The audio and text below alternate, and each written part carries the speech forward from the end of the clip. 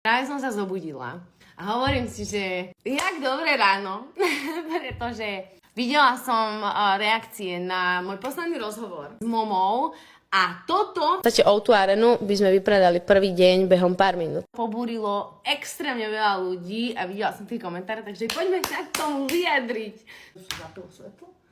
Boli tu napríklad nejaké takéto komentáre, alebo nejaké takéto komentáre, alebo takéto komentáre, alebo zase takéto komentáre.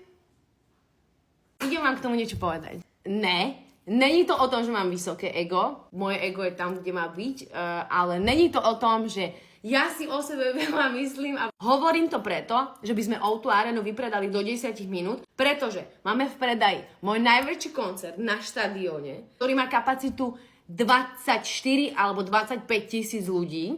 O2 Arena má kapacitu, keď ľudia na ploche sedia okolo 11 tisíc a kebyže má byť úplne narvatá a ľudia majú stáť na ploche 18 tisíc. To znamená, že štadión, ktorý my robíme 13.9., má väčšiu kapacitu ako O2 Arena. A preto som povedala, že by som O2 Arenu vypredala za 10 minút, pretože za prvý deň, za prvé minúty my sme mali ešte taký poradovník, aby ľudia neišli naraz na stránku. Za prvý deň sa predalo toľko lístkov, že O2 Arenu by sme vypredali.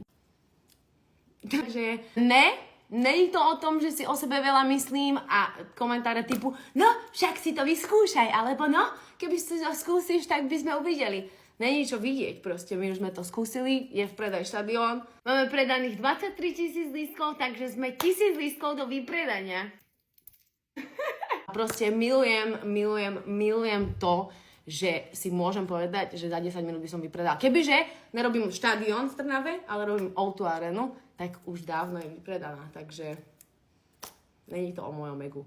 To je proste realita. Som najviac vďačná všetkým mojim fanúšikom, ktorí sa nám chystajú. Teším sa na vás úplne najviac. Bude to the most legendary.